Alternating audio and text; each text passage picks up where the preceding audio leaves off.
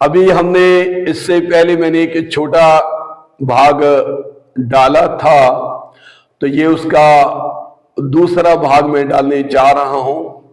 पहले भाग में हमने भाई और बहनों पढ़ा था परमेश्वर के वचन से, भजन संहिता का पुस्तक 17 का 14 में इस प्रकार से लिखा हुआ है। दाऊद राजा कहता है, हे परमेश्वर अपना हाथ बढ़ा कर मुझको मनुष्यों से बचा ले, अर्थात हे परमेश्वर मुझे सांसारिक मनुष्यों से बचा ले जिनका भाग इसी जीवन में है, और तू अपने भंडार से उनके पेट को भरता है। जो अपने बच्चों से संतुष्ट हैं, खुश है, शेष संपत्ति अपने बच्चों के लिए छोड़ जाते हैं। संसारिक लोग होते जो मेरे अजीज भाई और बहनों, उनका लक्ष्य, उनका फोकस, उनका विजन, उनका जो दर्शन होता है वो उनका सिर्फ संसार की चमक धमक के ऊपर होता है, संसार की भौतिक वस्तुओं के ऊपर होता है, संसार की चीजों पर उनका फोकस होता है।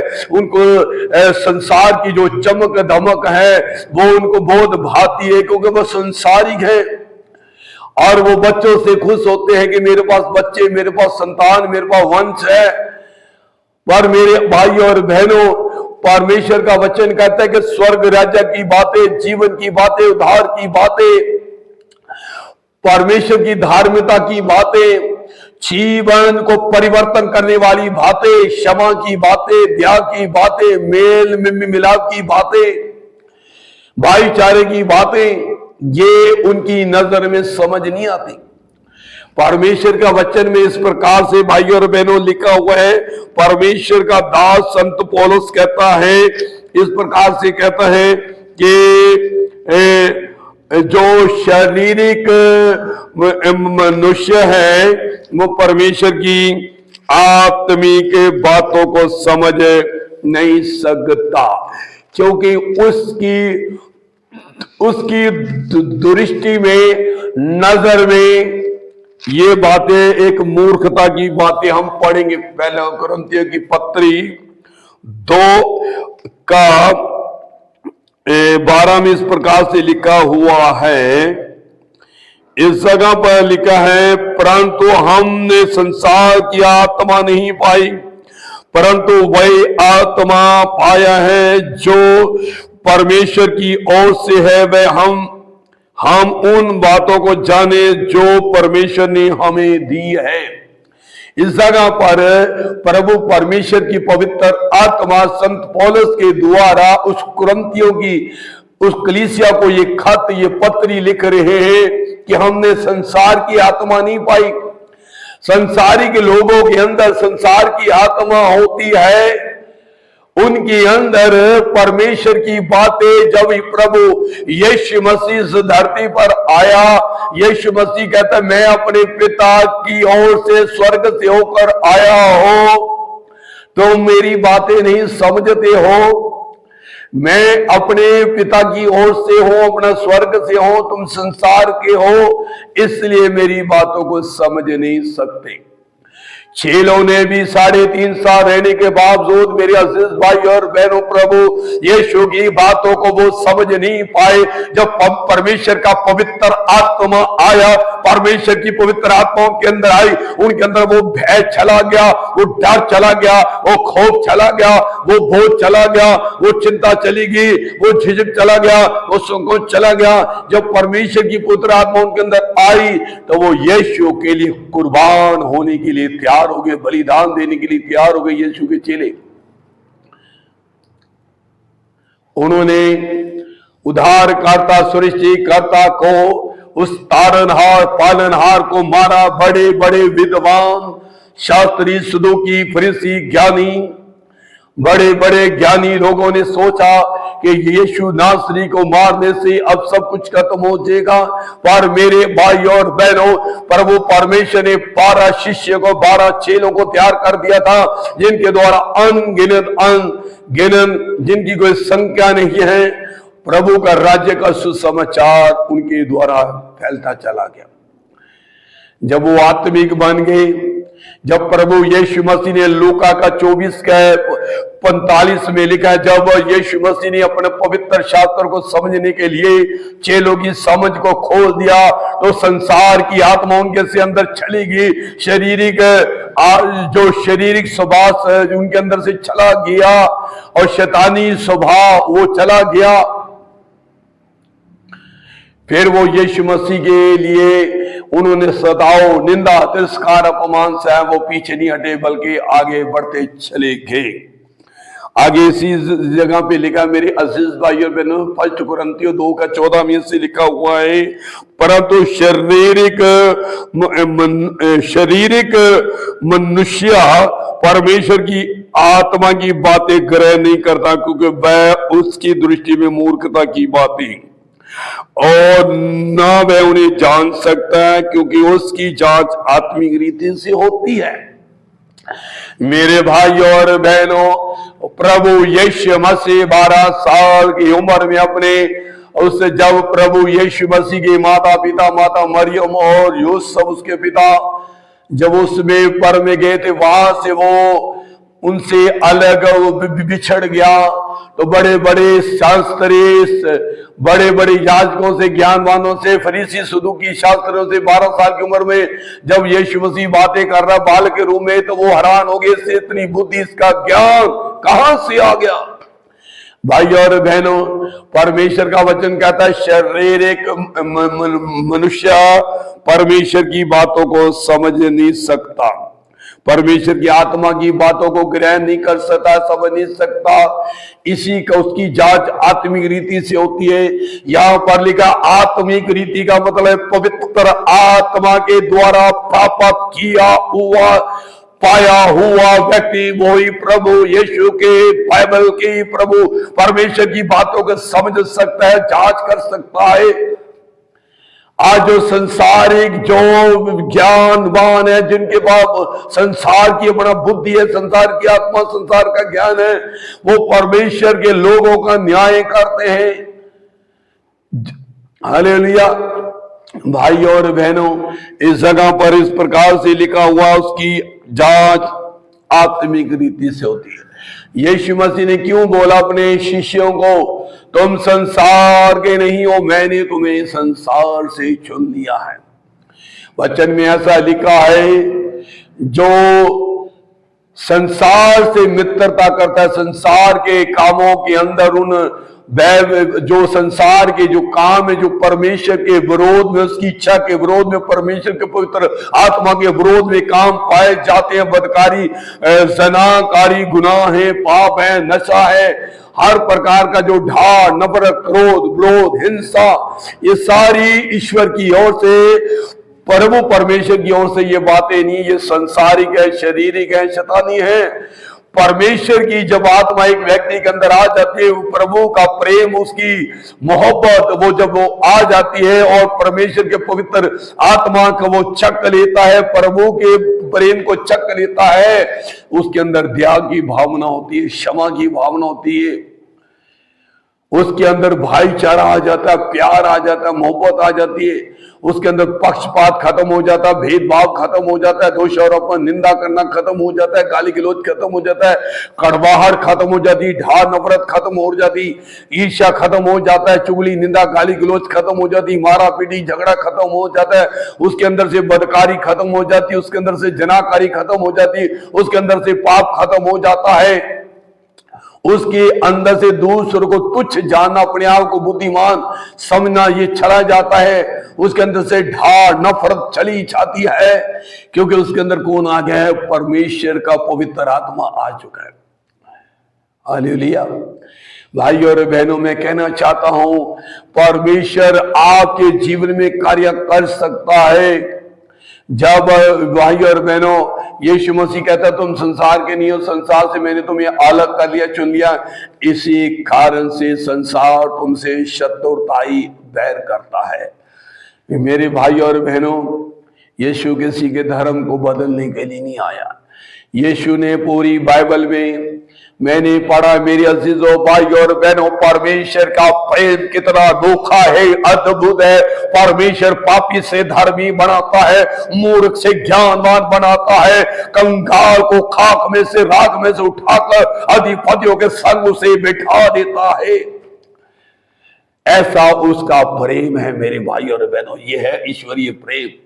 प्रभु का प्रेम ऐसा है जो कुछ भी नहीं उसे कुछ बना देता है, जो तुच्छ है उसे भी वो आदर के योग्य बना देता है, जो शरापित होते उनको भी वो आशीष में बना देता है। हालेलुया, ये प्रभु का प्रेम। प्रभु यीशु मसीह जीवन को परिवर्तन करता है। मेरे भाई और बहनों, वचन में लिखा चुंगी लेने वाले को उस समय पापी गिना जाता था, पापी समझा जाता था।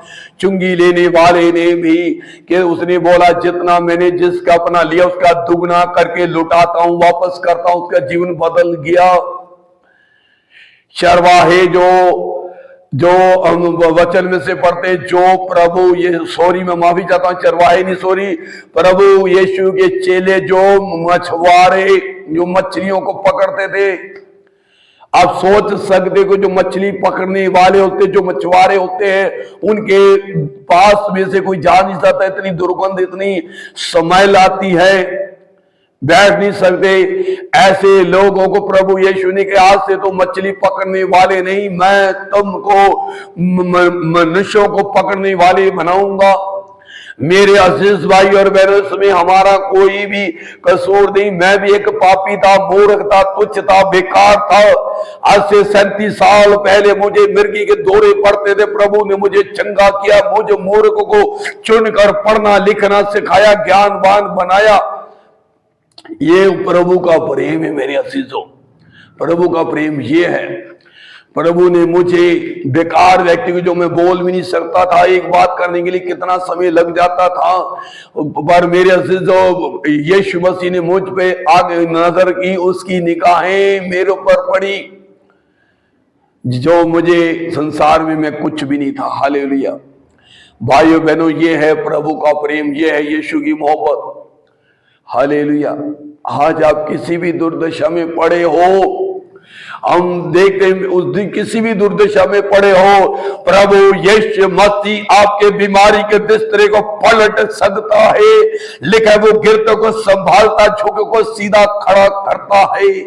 वचन में लिखा है परमेश्वर तो पीछे हुए मन को तुच्छ नहीं जानता, तो लाचार की प्रार्थना को तुच्छ नहीं जानता। मेरे अजीज, जो आप लाचार हो चुके हो, असहाय हो चुके, कोई मददगार नहीं, कोई सहायक नहीं है, कोई आपके सुनने वाला नहीं, कोई सहायता करने वाला नहीं, कोई मदद करने वाला नहीं। डॉक्टरों ने जवाब दे दिया, एक है जो आपका सृष्टि करता है, एक है जो आपका रचता, एक है जो आपका पालनहार है, एक है जो आपका तारनहार है, एक है जिसने आपको बनाया अपने स्वरूप में, एक है जो आपकी मदद कर सकता है, एक है जो आपकी सुन सकता है, एक है जो आपको देख सकता है, एक है जो आपकी परिस्थिति हालात को बदल सकता है, वो है प्रभु यीशु मसीह। भाइयों और बहनों, ये यीशु की महान आज्ञा के कारण आज दासों को, उसके सेवकों को, उसके संतों को तिरस्कार सुनना है, उसे तिरस्कार उनका होता है, अपमान होता है, निंदा होती है, उन पे उन्हें मारा पीटा जाता है, क्योंकि प्रभु की आज्ञा का, उस प्रेम का, उन्होंने प्रेम को चखा है, अगापे प्रेम को चखा है। उस प्रेम के अंदर नफरत नहीं होती। ईश्वरीय प्रभु परमेश्वर के प्रेम में नफरत नहीं होती, कड़वाहट नहीं होती, ढा नहीं होती, नफरत नहीं होती है, ईर्ष्या नहीं होता है, बैरभाव नहीं होता है, चुगली निंदा गाली गलोच नहीं होती, झगड़ा नहीं होता, मारा पीटी नहीं होती। प्रभु का प्रेम, यीशु मसीह 3 किलो के सहारे लटका हुआ क्या कहता है, पिता इनको तो क्षमा कर, ये नहीं जानते ये क्या कर। मेरे अजीजों भाइयों और बहनों, प्रभु के भविष्य दुखता नबी मूसा के द्वारा, अगर परमेश्वर ने मूसा के द्वारा ऐसे ऐसे मोसे करे, मूसा ने समुद्र में लाठी मारी तो 2 भाग बन गया लाल समुद्र में से। परमेश्वर मूसा के द्वारा से मोसे कर सकता है, अपने दास यहोशू के द्वारा जिसने चांद और सूरज को रोक दिया, परमेश्वर अपने शिष्य के द्वारा, चेल के द्वारा बड़े बड़े चमत्कार कर सकता है। क्या प्रभु यीशु जो 4 दिन के लाजर मुर्दे को जिंदा कर सकता है? क्या वो पानी की लहरों को, तूफानों को शांत कर सकता है? तो क्या वो अपनी मदद नहीं कर सकता था? पर ये दुनिया के लिए जरूरी था कि कोई अपने दुनिया के मानवता के लिए अपने बलिदान को दे। मेरे अजीजों भाई और बहनों, संसार को ऐसे पुरुष, ऐसे मनुष्य की जरूरत है जो मानवता के दुनिया की सारी बदकारी, जनाकारी, गुनाह को, पापों को क्रूस पर लेके अपने कुर्बान, अपने बलिदान को दे दे और दूसरों को धर्मी ठहरा दे, दूसरों के श्रापों को लेकर उन्हें आशीष दे दे, दूसरों की नफरत को लेकर उन्हें प्यार दे दे, दूसरों की निंदा अपमान को लेकर उनको क्षमा दे दे, दूसरों की दंड को लेकर उन्हें क्षमा दे, उन्हें दूसरों के दंड को लेकर उन्हें माफ कर दे। दूसरों की मृत्यु जो मिलनी थी उसने अपने ऊपर लेकर दूसरों को जीवन दिया। यह है प्यार। वो मारने के लिए नहीं आया था। प्रभु यीशु पापियों से प्रेम करता है और पाप से घृणा और नफरत करता है। परमेश्वर के वचन में लिखा है, यूहन्ना की अंजील में 9:31 में लिखा है, हम जानते परमेश्वर पापियों की नहीं सुनता है, हाँ पर जो भी उसका भक्त है, जो परमेश्वर की भक्ति करता, पवित्र आत्मा के चलाई चलता है, रोमियो 8:14, और वो इसकी बेटी और बेटा उनकी प्रार्थना, उनकी विनती को वो सुनता है। हालेलुया। अब हम देखेंगे भाइयों और बहनों, परमेश्वर के वचन में से पढ़ेंगे याकूब की पत्री, उसका 3 अध्याय का 13 आयत से लेकर 18 तक हम पढ़ेंगे। तुम में ज्ञानवान और समझदार कौन है जो ऐसा हो अपने कामों को अच्छे चाल चलन से उस नम्रता सहित प्रकट करे जो ज्ञान से उत्पन्न होती है। पर यदि तुम अपने अपने मन में कड़वी ढा और विरोध रखते हो तो सत्य के विरोध में घमंड ना करना, ना तो झूठ बोलना। अगर कोई व्यक्ति पवित्र आत्मा प्राप्त किया हुआ है, अन्य भाषा भी बोलता है, चिन्ह चमत्कार मुंह से करता है, अगर अपने भाई के विरोध में बोलता है, कड़वाहट रखता है, ढा करता है, नफरत करता है, पौलुस की पत्री में लिखा है कुछ मसीह के प्रचार को मिलावट में करते हैं। और पौलुस कहता है, परमेश्वर के वचन में लिखा है फिलिप्पियों की पत्री में, कुछ मसीह के प्रचार को ढा से, नफरत से, विरोध से करते हैं, पर कुछ मसीह के प्रचार को प्रेम से, भाईचारे से करते। हालेलुया। ऐसा प्रेम यीशु का है। हालेलुया। यीशु मसीह कहता है, अगर तो अपने भाई से नफरत करता है तो तू अंधकार में, सत्य के विरोध में घमंड नहीं करना। अगर तुम पवित्र आत्मा पाए हुए हो, सामर्थ पाए हुए हो, चिन्ह चमत्कार हो रहे, मुंह से हो रहे हैं, इस जगह पर लिखा हुआ है, तुम ज्ञानवान तो कह रहे हो, मैं समझदार भी हूं, अपने कामों को अच्छे चालन से मैं नम्रता सहित प्रकट करे। क्या करे? अपने कामों को, चाल चल को नम्रता से प्रकट करे जो ज्ञान से उत्पन्न होता है। ये ज्ञान कौन है? पहला कुरिन्थियों की पत्री में लिखा है 31 में लिखा है, ज्ञान प्रभु यीशु मसीह को ज्ञान भी बोला गया है। ये ज्ञानी जर्नल नॉलेज, डिग्री, डिप्लोमे, पुस्तकें, PhD कर ली, BCom कर ली, आपने अपने BA कर ली, MD कर ली, जो भी कुछ कर लिया, पर मेरे अजीजों संसार का ज्ञान प्रभु की बातों को समझ नहीं सकता है। उसकी दृष्टि में ये मूर्खता की बातें हैं। इस जगह पर लिखा हुआ है कि तुम अगर विरोध करते हो, कड़वी मन में कड़वी ढा, मन में कड़वाहट रखते हो, ढा करते हो, विरोध करते हो, अपने भाई के बारे में झूठ बोलते हो, तो तुम सत्य और सच्चाई के ऊपर घमंड नहीं करना। लिखा वो व्यक्ति शारीरिक है और शैतानी है, इसलिए जहां ढा और विरोध होता है वहां बिखेड़ा हर प्रकार का दुष्ट कर्म भी हो जाता है। ऐसा व्यक्ति सत्य के मार्ग से भटक सकता है। ऐसा व्यक्ति का ज्यादा समय तक लंबा समय तक वो प्रभु के सत्य के अंदर सच्चाई में बना नहीं रहेगा। उसकी चमक धमक सब खत्म हो जाएगी। मैंने देखा ऐसे लोगों को जिनके बहुत दुनिया में नाम था, उनका पतन होते मैंने देखा। परमेश्वर के वचन यशाया की पुस्तक में इस प्रकार से लिखा 42 के हाथ में, परमेश्वर अपनी महिमा बेजान वस्तुओं को नहीं देता है। फिर यशाया 48 में भी इस प्रकार से लिखा है, अपनी महिमा अपने नाम के निमित्त मैं दूसरे को ना दूंगा। मेरा नाम क्यों कर पवित्र ठहरे, नापाक ठहरे। आज बहुत सारे लोग अपनी महिमा को ले रहे हैं, महिमा ले रहे हैं। पौलुस की पत्रियों में रोमियों के लिए अंदर लिखा हुआ है, मेरे मन की उमंग ये है जहां जहां सुसमाचार, उद्धार का संदेश, मुक्ति का संदेश, जीवन का संदेश, क्षमा का संदेश नहीं पहुंचा है, वहां सुसमाचार को सुनाऊं। ऐसा ना हो कि मैं दूसरों की नींव पर घर को बनाऊं। आज बहुत सारे लोग पिता पर भाई और बहनों एकत्र कर लेते हैं, इधर से कर लिए, उधर से कर लिए, इधर से दूसरे की उस जगह से जगह बेजगह कर लिए। परमेश्वर का वचन कहता है जहां सुसमाचार नहीं पहुंचा वहां सुसमाचार को सुनाओ। आज मेरे भाई और बहनों, हम कितने भी बड़े प्रचारक हो, पास्टर हो, कोई भी हो, विश्वासी हो, मसीह हो, धर्मी हो, कुछ भी हो, छोटे हो बड़े हो, अगर हम विरोध करते, ढा नफरत कड़वाहट रखते हैं, वीरानियों की पत्री में लिखा, कोई कड़वी जड़ फोड़ के तुम्हें कष्ट ना दे, तुम्हें नष्ट ना कर दे।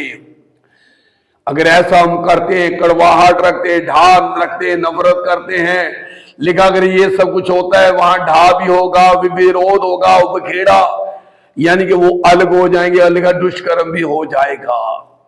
फिर लिखा है जो ज्ञान ऊपर से आता है वह पहले तो पवित्र होता है। वो ज्ञान यीशु मसीह का, वही ज्ञान जब हमारे अंदर आ जाता है तो वो ज्ञान के अंदर पवित्रता ही होती, शुद्धता होती। परमेश्वर के वचन में इस प्रकार से लिखा है भाइयों बहनों, प्रभु के वचन में इस प्रकार से लिखा हुआ है कि शुद्ध काम करने वाले सामर्थ पर सामर्थ पाते चले जाएंगे। हालेलुया। जो ज्ञान ऊपर से आता है वो पवित्र होता है, शुद्ध होता है, मिलनसार, कोमल होता है और मधुर भाव, दया, अच्छे बोलों से लदा हुआ, पक्षपात और कपटरहित होता है। मिलाप करने वालों के लिए धार्मिकता का फल मेल में मिलाप के साथ बोया जाता है। ये है ऊपर का ज्ञान जो आता है।